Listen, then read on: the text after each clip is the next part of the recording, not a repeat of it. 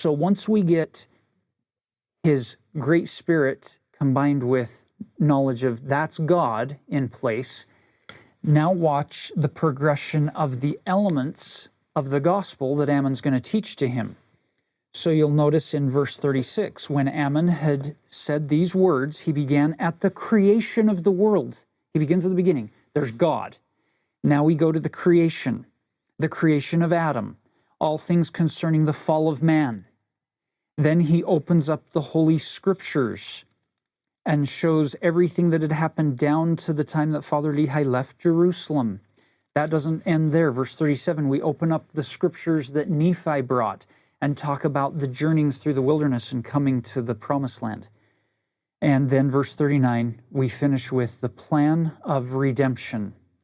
So we have the creation, the fall, the atonement, laid out on a foundation of a belief in God, using the Scriptures as the main source here to teach these doctrines. And Lamoni passes out in the Spirit. He is overcome in the Spirit. And we open up chapter 19, which is a chapter with three really, really important women being mentioned in the Book of Mormon.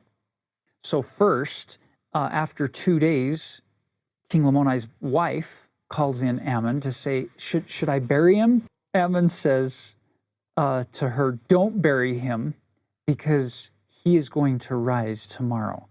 Notice verse 9. Ammon said unto her, believest thou this? And she said unto him, I have had no witness save thy word and the word of our servants. Nevertheless, I believe that it shall be according as thou hast said.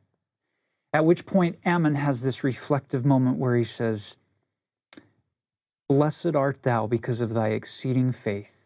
I say unto thee, woman, there has not been such great faith among all the people of the Nephites. Isn't that interesting? These missionaries have come down among the Lamanites to teach them the gospel and to increase faith.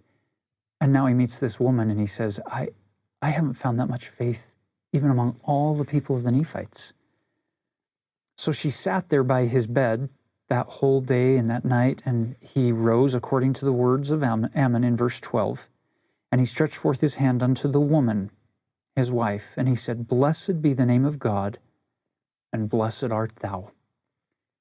There are two people in Scriptures that you're commanded to love with all your heart: the Lord thy God and your spouse.